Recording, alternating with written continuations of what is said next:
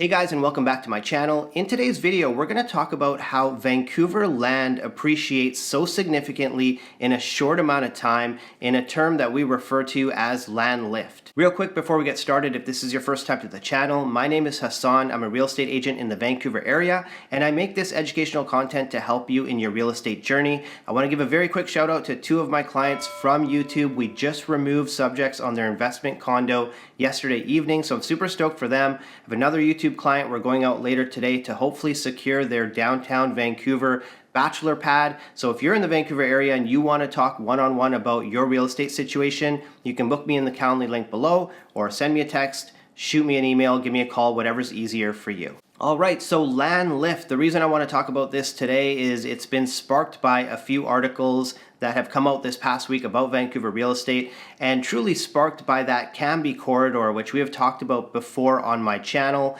There are a few listings out there right now, what we call land assemblies, where homeowners come together and neighbors will come together to list their properties together. Single family detached homes asking over $10 million in the Canby and 41st area.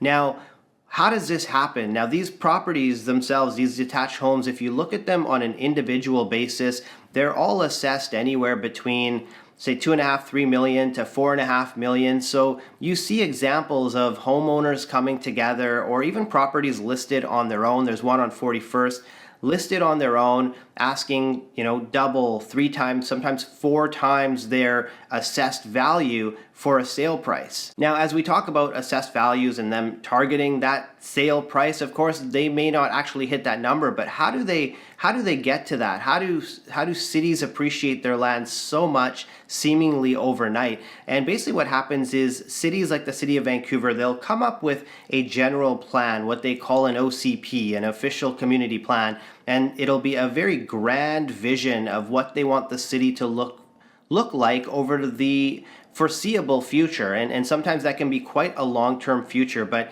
it'll be a socio-economic plan basically in all areas, including housing. And then from that plan, different neighborhood community plans are derived, NCPs.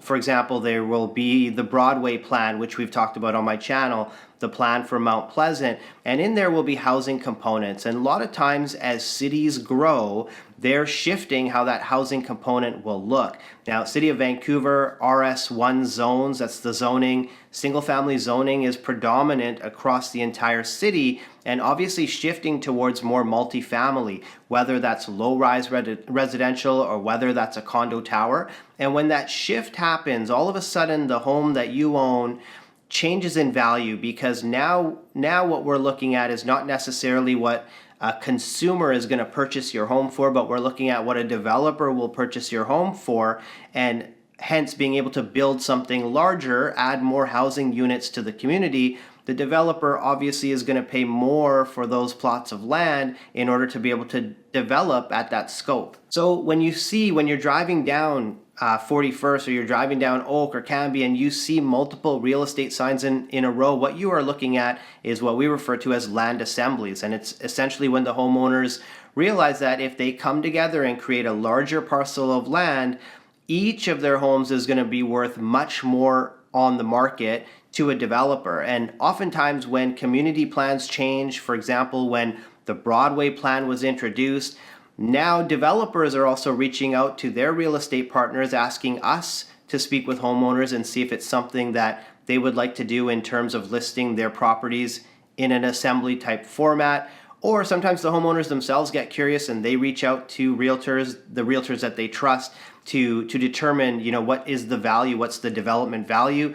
I can speak from experience. I have a listing in Kitsilano on a corner at U and 6th. And as we had this property listed, the Broadway plan comes into play. So immediately we start talking to the neighbors and looking at what can our client achieve if we were to assemble more units. Now, the struggle for us is one of the properties on that block that would have needed to be included to make it truly valuable was already a multifamily building.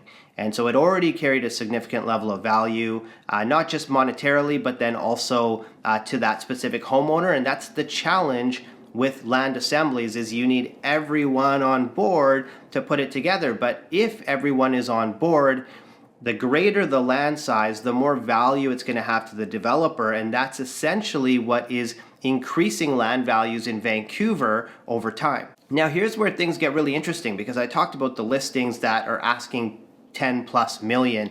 And essentially, there are developers out there that will pay the money if the numbers check out. On my channel, we talked about a Vancouver developer who was specifically targeting areas around Vancouver, including the Cambie corridor, and purchasing these land assemblies.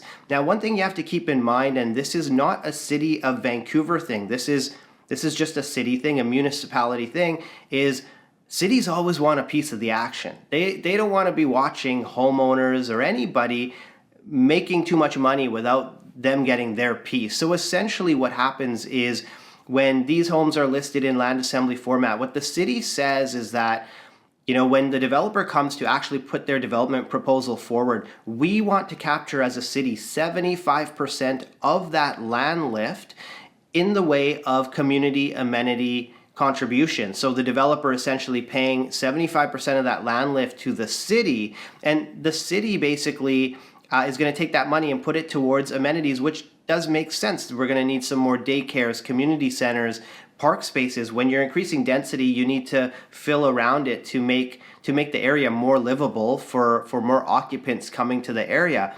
So the city wants to play the game. They want that piece. And so what ends up happening is the developer purchases the plots of land. They pay whatever exorbitant price, whatever the price may be, they pay, and then they go through that process. And as they're going through the process with the city, they're like, wow, like in addition to development cost charges, you want these amenity contributions. And, they are looking at the city like, are you kidding me? And then the city's looking at the developer saying, well, you paid that price for the land. Like, are you kidding me? So it's kind of a game of chicken between developer and the city, because as we move forward, and as we all know, we're in a housing supply crunch. So now you look at it and you say, okay, well, is the city going to be able to hold to that 75%, to collecting that 75%, and in doing so, put housing units at risk of being further delayed? I think most people are banking on the city not being able to recapture that and needing to move projects forward. And we know that because the provincial government is now overseeing this process with targets to the municipalities. So there's a lot of pressure on the municipalities to approve housing projects. So again, a little bit of game of chicken between the developer and the city. At the end of the day, when I look at the homeowner, real estate, one thing we always have to keep in mind is real estate trades on a free market, meaning that if you put your property on the market for $10 million and someone comes along and is willing to pay you $10 million, you're going to sell at that price. And in my opinion, that's how it should be. You took the risk to be a homeowner. If you want to put your property up for whatever you want to put it up for, if you get that price, all the power to you. Congratulations. So the homeowner wins in this type of a scenario where there's a land assembly. Homeowner will generally win provided they have a plan for the next place they're going to go. Developer has the possibility to win obviously as well, because they're getting that larger piece of land and they can get greater density. City wins for sure because they're adding housing units. They're getting these development cost charges to the city, increased property taxes. I could go on forever, but I'll stop now. So now real quick before I end off this video, you might be sitting there thinking, well, great, it would be so nice to own a detached home in Vancouver. That's so far out of reach. Perhaps you don't own real estate yet, or you're looking at the condo market. There is a way that you can purchase condos and still have the benefit of future redevelopment potential. It can be a little bit trickier and probably not as much of a slam dunk, if you will, but there are condos out there that are in, for example, smaller stratas that are sitting on a large piece of land that either today or in the future will get rezoned, will get developed into higher density. There's a building in East Vancouver. I listed and sold 2 units in it last year. I did not recommend it for investment at the time because rentals were restricted. And one of the things is, if you're going to purchase a condo unit or a detached home specifically for its redevelopment potential, that shouldn't be your only plan. So when I was selling these units, I knew of the redevelopment potential, but because you couldn't rent it in the interim, I didn't think it made for a good investment to basically put your money into something and cross your fingers that it gets redeveloped in the future. But that's just one example. There's a building there, 2 bedrooms selling under $540,000 in Vancouver that you can very easily rent out in the interim. What I can tell you about this specific building, again, 60 units, 2 acres. They did go through the strata wind-up process, and in fact, they were given an offer from a developer. Now, the problem was they had a number in their head. I believe the number was $60 million across 60 units. It's never distributed flatline, but 60 million over 60 units, so $1 million per unit. But that land as it sits today is only zoned for rental housing, not for market housing. And developers will always pay more for something that they can build on and sell the units versus a purpose-built rental where they'd have to rent it out. So in fact, I believe they got an offer, don't quote me, I believe they got an offer in the high 30s to 40 million. So it wasn't what they were expecting. Still much more than any of the owners would have paid for their units on an individual basis. But when we're talking about strata windups like that, how I mentioned it's not a slam dunk, you need 80% of the owners to be on board.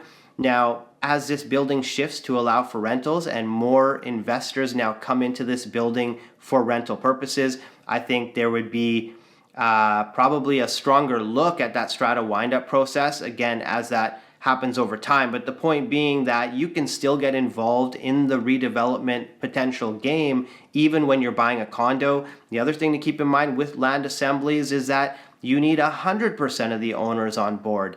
80% won't cut it, and sometimes there's one owner that says, I don't want to do it, I don't care what the dollar amount is, I'm not going to move, and you no longer capitalize off of that land assembly value. So guys, I went on for a little bit in this video, but I hope you learned something about land assemblies and land value in Vancouver, how it increases over a relatively short amount of time. If you learned anything in this video, if you enjoyed it, I would love it if you could hit the like button and consider subscribing to this channel. What that does is it takes this video and it sends it out to more people so they can learn from it as well. As I mentioned off the top, if you're in the Vancouver area and you want to talk real estate with me, book me in the Calendly link below or send me a text, whatever you want to do. I'd be more than happy to talk with you one-on-one. But I want to thank you so much for watching this video, and I hope you have a wonderful day.